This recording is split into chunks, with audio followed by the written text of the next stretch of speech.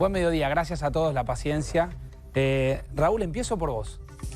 Sí. ¿Qué mirada tenés de esta polémica que hay alrededor de los protocolos de seguridad, de la seguridad con una mirada bastante ideologizada, tanto sea del gobierno como del anterior? Mira, prefiero no opinar sobre el tema porque no conozco del tema, no soy un experto en el tema. Pero se ha hecho uso político de la seguridad. Sí, se ha hecho uso político de la seguridad, se ha hecho uso político de los accidentes, se ha hecho uso político de la violencia intrafamiliar.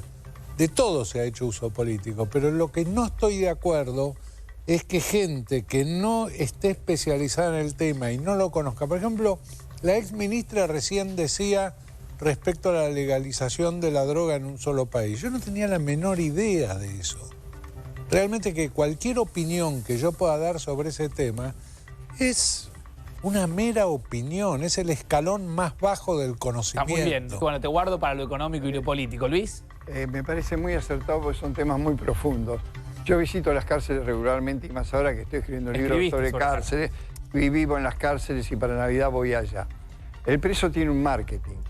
Ya sabe cuando asume una ministra qué es lo que tiene que hacer. No fue casualidad del motín en la provincia de Buenos Aires por el hacinamiento, cuando estuvieron hacinados toda la vida y pidiendo libertades condicionales que ahora se las van a dar a través de la pulsera. No fue casualidad el asalto de un motochorro apoyado por un auto que antes no se daba matando porque saben que las penas son menores. Ellos desarrollan un marketing, un instinto. De hecho, hay épocas que hay salideras bancarias y ahora es la época de las entraderas porque hay mucho dólar en el colchón. Todo eso cuando aprendí mucho de economía. Digo, pero ¿se soluciona el tema, Luis, de la seguridad planteando paradigmas ideológicos? No, no se soluciona primero porque la seguridad, el virus que contamina la seguridad es la política. La seguridad está basada sobre la justicia, la policía, el servicio penitenciario. Después, cuando entra la política, entra un virus que distorsiona todos los otros tres poderes. Pero yo te digo una cosa, este programa de televisión en cualquier país civilizado hubiera sido un absurdo. Nunca he visto una policía más débil que la Argentina, menos respetada, que enfrenta a los ladrones con condiciones inferiores de fuego. La policía no sabe disparar UCI, no tiene escopetas con postas de plomo, tiene armas de alcance de 25 metros contra ladrones que tienen 50 metros y practican todo el tiempo y no tienen el coraje que tienen ellos. A ver, Andrés, y cierro con el tema y me voy a la economía, dale. Sí, a mí me parece que ha cambiado el gobierno, ha cambiado la política, pero lo que no ha cambiado es el Código Penal. El Código Penal es muy claro, especialmente para las fuerzas de seguridad, en lo que es la legítima defensa, que tiene que haber una agresión previa y tiene que haber una respuesta razonable y proporcionada a esa agresión previa. El protocolo tuvo muy buena intención, no podía cambiar el Código Penal, porque en Naciones Unidas esto se discutió y hay reglas de Naciones Unidas para el uso de armas de las fuerzas de seguridad. Si la exministra hubiese adherido totalmente a esas reglas, el Código Penal hubiera estado de una manera complementado por lo que las naciones civilizadas han regulado en torno al uso de las armas de fuego por las fuerzas de seguridad. Lo que pasa que copió gran parte y le agregó a ese protocolo a algunos elementos que generaban muchas dudas en términos de la racionalidad que tenían que tener las fuerzas de seguridad cuando usaban las armas de fuego. Juan, te dejo cerrar con el tema breve, así me paso rápidamente a la economía, pero sé que es un tema que te involucra. Sí, yo quiero reivindicar, y como partido piquetero reivindicamos la resolución de la ministra Sabina Frederick. Nos parece muy importante ponerle fin a la doctrina Chocobar. Y lo más importante que quiero desmentir de lo que dijo Patricia Bullrich es esta idea de que ella estaría defendiendo a los efectivos de la Fuerza de Seguridad. No es cierto. Porque a los efectivos de la Fuerza de Seguridad los incentivaron a cometer delitos, como por ejemplo fue el fusilamiento por la espalda de Rafael Nahuel el 25 de noviembre de 2017, y los que van a la justicia a pagar por esos delitos son los efectivos de la Fuerza de Seguridad, mientras Patricia Bullrich goza de total impunidad, por lo cual no corresponde que los efectivos sigan órdenes ilegales porque terminan pagando todo ellos. Gracias, ahí vuelvo, no se vayan. Gracias a todos por venir un 24. Esto lo quiero remarcar porque hay mucha gente movilizándose y han tenido la grandeza de acompañarnos en este 24. No les dieron nada, mirá, un poquito de agua nomás. Vengo a la economía. Claudio, ¿me ayudás? Preguntas que se desprenden justamente de la ley de emergencia económica. Te las pregunto, las contestás y me voy a la mesa. ¿Cuándo empieza a regir el 30% adicional para los viajes. Mira, es muy importante que se reglamentó en el boletín oficial, salió esta ley, digamos, se promulgó. Ayer a las 5:30 de la tarde hay que hacer énfasis en el horario, después vamos a ver por qué. ¿Cuándo empieza a regir el 30% del impuesto para los viajes? Ayer mismo. Ayer mismo, acá hay una cuestión... Es decir, el que sacó un pasaje anteayer no está alcanzado por el impuesto. El gobierno tiene la idea que justamente apuró esta publicación en el boletín oficial. No esperó hasta hoy, ni siquiera hasta hoy, para empezar a cobrar ese impuesto ayer mismo, y es lo que va a hacer. Por más que, viste, hay empresas de turismo que han dicho que ellos vendieron hasta durante la mañana sin el impuesto, el gobierno tiene la idea de que el impuesto se va a pagar y esto va a salir en la reglamentación de la AFIP en los próximos días. A ver, lo saludo a Aldo Elías, que es presidente de la Cámara Argentina de Turismo. Aldo, ¿qué mirada tiene esto? La misma que acaban de mencionar. Las compras que se hicieron ayer van a entrar en un terreno de discusión en el cual en general la AFIP tiene la razón y el contribuyente marcha preso, así que no creo que se puedan escapar. Un intento a la mañana, frente al desconcierto de la no publicación en el boletín oficial, de cargar un 30% más por algunos operadores que tuvieron que ir para atrás, ¿no? Sí, yo me enteré a última hora, creía que no era cierto, gente ya pero... no aguanta más ese tipo de avivadas, me parece. Hubo algunos, pero en realidad no estuvieron del todo mal. Vos fijate que lo más probable es que AFIP termine reglamentando que todas las operaciones que se hicieron el día lunes estén alcanzadas por el impuesto, no importa la hora en la cual se haya publicado en el boletín oficial. A ver, Andrés, ¿qué decís? No, pero eso es inconstitucional, porque la ley se...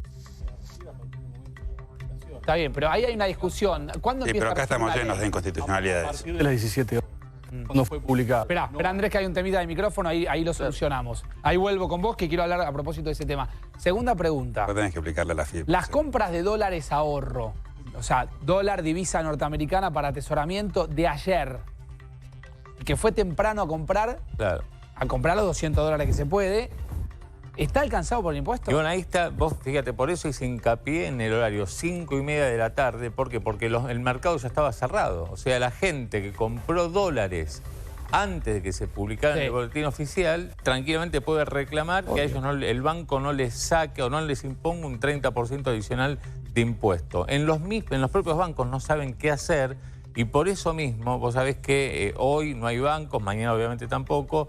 El pasado mañana, cuando haya bancos, algunos bancos por lo menos están pensando en no salir o no vender dólares hasta que no salga la reglamentación de la AFIP. Es la AFIP la que finalmente tendrá que decir si los que compraron dólares ahorro ayer, antes de las 5:30 de la tarde, obviamente, cuando los mercados estaban abiertos, pagarán o no este 30% adicional. Ahí sí que hay un espacio donde la AFIP va a tener que salir raro eso. claramente a decir a partir de cuándo se impone el 30%.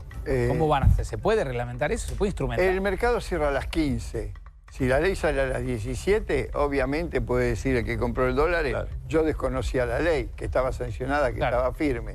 Creo que el gobierno no se va a inventar un lío por esas 2 horas y que regirá cuando tiene que regir. Bien. Pero le va a tener que decir la AFIP, le va a tener que decir a los bancos, que ayer obviamente no cobraron ese 30% adicional, qué deberán hacer con quienes compraron hasta las 3 de la tarde dólares justamente. Ahora, a través de Andrés, la web. ¿cuándo rige una ley? Porque acá hay una discusión casi jurídica. Casi no, jurídica. El código no dice que empezará a regir a los 8 días de la publicación. Siempre y cuando la ley no indique lo contrario, que puede ser el día de su publicación o puede tener un efecto diferido, como fue con el Código Civil y Comercial, que lo difirió a un año, después a un año. Jamás. Nunca retroactivo. Y las leyes no pueden tener efectos retroactivos, salvo que la propia ley lo diga y no afecte derechos de las personas. Eso también lo dice el Código Civil. Y no estaba vigente la ley a las 3 de la tarde. No estaba vigente. Esta ley fue publicada a las 17:30. A partir de ese momento se aplica. Anteriormente no se puede aplicar. Y una resolución de la AFIP no puede ir en contra del Código Civil y no puede ir en contra de la Constitución, que el Código Civil está garantizando los derechos que están en la Constitución. Raúl, ¿políticamente sale fortalecido Alberto después de la sanción de la ley? Sí, yo creo que sí. Yo creo que en términos generales, durante todo el tratamiento han logrado explicar lo que no explicaron, o no quisieron, o no pudieron en el momento de dar a conocer la ley. Yo creo que sí, que sale fortalecido. Si uno lo mira en su conjunto, básicamente se trata de sacarle un poquito a los que más pueden para darle un poquito a los que más necesitan. Y básicamente se trata de eso, es una situación... No pudieron con el título de la ley evitar que se llame ley de emergencia, nadie habla de ley de solidaridad. Pero, sí, a ver, Eugenio, ya me meto con el tema jubilados, pero por favor, abierta la mesa.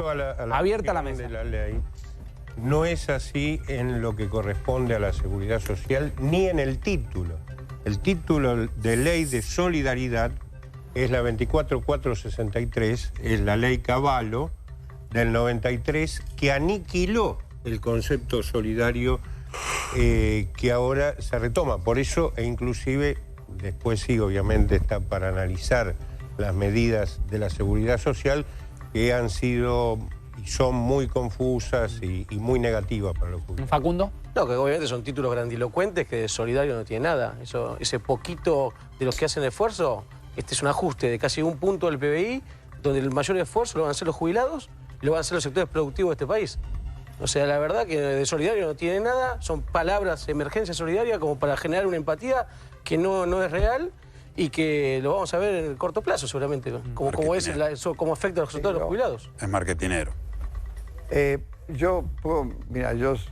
Ustedes saben que no simpatizo para nada con el kirchnerismo, eso es evidente. Yo creo que el paquete que se hizo fue mejor a lo que yo esperaba.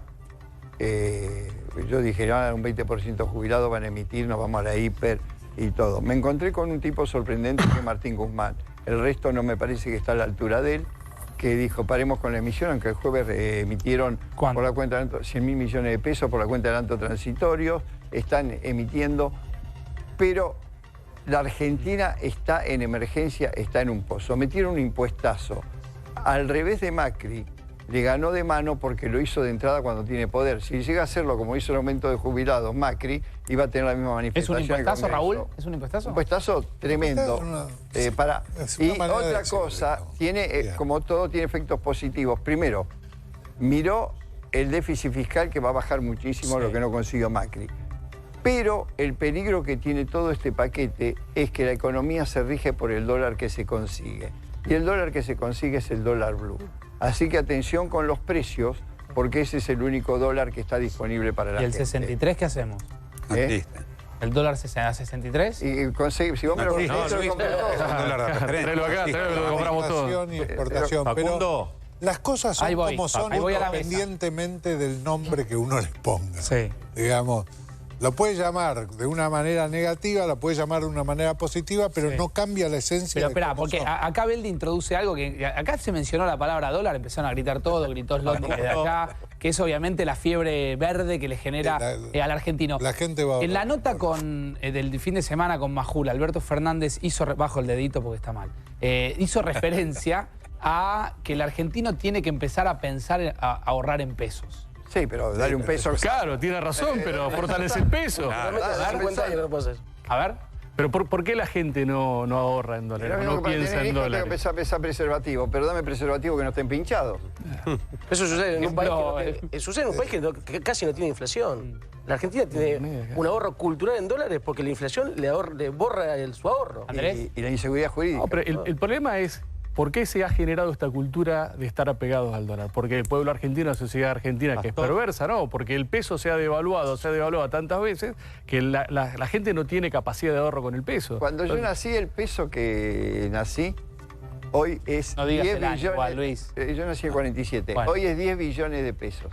A ver, estamos tan apegados al dólar. Estamos 10 billones. 10 billones. Estamos tan apegados al dólar que la producción de bienes y servicios está pegada, tenemos inflación en dólares, está pegada al aumento del dólar. Estados Unidos entre 2000 y 2019 tuvo 53% de inflación, la misma inflación que Argentina. Pero a ver, en los últimos 50, 60 años, ¿hubo algún momento en donde el peso argentino estuvo... Durante la convertibilidad. Durante la convertibilidad. Antes de que termine durante la convertibilidad. ¿Se terminó? ¿Se salió tarde de la convertibilidad? Durante la convertibilidad la gente hablaba en dólares, no hablaba en pesos. Por más que un peso era un dólar. Aparte, si cortás 100 años de historia de Argentina, tenés 104% de inflación promedio. ¿Cómo sostenés el peso en ese promedio de inflación? Ahí vuelvo con el tema Eugenio jubilado, porque queda la última pregunta. Slotnick, dame algo de esto que hablamos recién. Me parece que la discusión sobre qué dólar es el que manda sobre la inflación quedó saldada en diciembre del 2015, cuando el 17 de diciembre de ese año evalúa el gobierno de Macri y los precios en contra de lo que se esperaba, por ejemplo, Alfonso Prat-Gay, de que decían los precios están puestos al blue. Bueno, hubo una devaluación, hubo un fogonazo inflacionario que llevó a la inflación de 2016 al 47%. ¿Esto qué quiere decir? Que los precios se siguen rigiendo mayoritariamente por el dólar oficial porque las empresas comercializan en el comercio exterior en el dólar oficial. Obviamente que si después vamos a tener una brecha del 50, 60 o 100%, va a haber presiones sobre el mercado cambiario que lo harán, digamos, que llevarán seguramente una devaluación. Pero eso no ocurre, no Pero estamos... siempre ahí voy, espera, Luis. Siempre que te vendan el precio para importar. Hoy el dólar para importar te lo dan con cuentagotas. Claro. Y vos cuando tenés que pagar una obligación negociable, un título propio de la empresa, para no entrar en mora vas a comprar el dólar disponible. En 2015 cuando devaluaron se fue la inflación. Yo te digo lo que pasó toda la vida en la Argentina, no hablo del 2015. Espera, que me vengo para acá, que está calladito en un costado Dipache. Pan dulce. Dipache, gracias por venir, que no te había visto. Te digo sinceramente, miré para el costado, lo veo a Dipache ahí. El autor de la placa de los $10, $15, Sí, armaste un lío tremendo con eso. Sí. ¿Existirá algún momento en la Argentina donde dejaremos de pensar en dólares o es imposible? No va a ser en el 2020, por lo menos. ¿Por qué? Porque la realidad es que tenés un Banco Central que baja la tasa del 63 al 58%. El plazo fijo va hacia una tasa real negativa, implica que respecto a la inflación proyectada de 40%, un plazo fijo te dé menos. La idea del Banco Central es bajar la tasa al 48%, quiere decir que un plazo fijo te va a dar en el orden del 30 a 35%. Esto, Facu, viene sucediendo hace mucho tiempo, de que el que apuesta al dólar gana. Bueno, ahora no hay posibilidad de apostar al dólar. Acá atrás hay un camarógrafo, a ver si está. No está. Que me dijo una vez, terminamos un programa así, me dijo, mira, yo no pregunto cuánto está el dólar. No, si algo que no me fijo es el precio del dólar. Yo cuando tengo un manguito para ahorrar, esté al precio que esté, voy al dólar. Mira, este año pasó algo raro, porque incluso aquellos que apostaron a títulos perdieron, porque obviamente los títulos estuvieron a la baja y el que apostó al dólar ganó más que cualquier otro instrumento en el mercado. A ver, ahora es punta de pistola, porque evidentemente te dicen apostar al peso porque no hay otro instrumento. Lo bueno sí, la buena medida es dejar de grabar la renta financiera, porque de alguna manera los que sí estén dolarizados en esos títulos ahora van a tener, digamos, un resto positivo. Ahora, son 350.000 millones de dólares, Facu, lo que hay fuera del sistema. Y a mí me preocupa algo que, obviamente, en una ley que es solidaria, en el mediano plazo puede llegar a suceder. ¿Vos pensás que con bienes personales esos 350.000 millones de dólares se van a blanquear en algún momento? ¿Si van a pagar impuestos? Difícil, ¿no? Difícil. Bueno, ¿qué termina pasando en la historia argentina? Es que a lo largo de 2, 3 años, cuando dejamos, digamos, seguimos siendo solidarios, pero necesitamos esos dólares, llamamos a un nuevo blanqueo. Los que pagaron bienes personales fueron castigados y los que estuvieron fuera del sistema estuvieron premiados por un desincentivo a blanquear sus activos, ¿no? Esto termina pasando. Me vengo acá con la última pregunta. Facundo, Dale, Luis. Mataron la bala de plata que tuvo siempre la Argentina para salvarse de las situaciones de emergencia, que fue el blanqueo. Este fue el último blanqueo en la historia de la Argentina.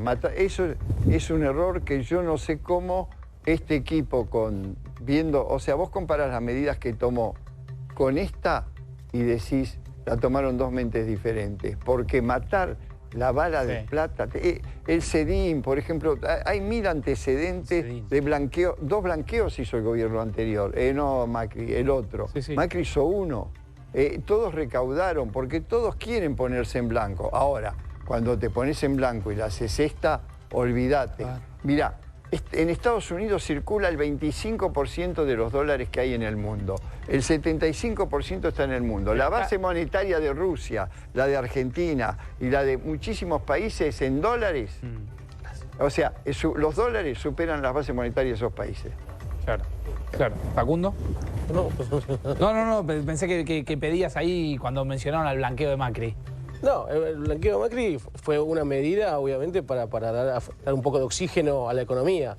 Pero también el blanqueo de Cristina fue un fracaso en términos de... El primero fue exitoso. El segundo fue un gran fracaso. El segundo fracaso. Entonces, hay que ver por eso en términos de confianza cómo se dan los blanqueos. Ahora, Juan, vos vivís, digamos, todo el tiempo en contacto permanente con la calle, con lo que pasa, con lo que se respira ahí abajo, que por supuesto no son estos diálogos, no tiene que ver justamente con el dólar, pero sí la gente presume que la economía en algún momento tiene que descarrilarse. ¿Qué está pasando en los barrios? Bueno, mira, de hecho ayer estuve en Mataderos, el domingo estuve en Moreno, en Mariló Fondo y en La Matanza y en Merlo. Y estuve en la Villa 20 y Villa Soldati los últimos días, ¿no? Porque hicimos reuniones de fin de año para distribuir canastas navideñas para que todas las familias puedan tener un pan dulce sobre la mesa para fin de año. Y yo te digo la verdad que hay mucho alivio. Hay mucho alivio.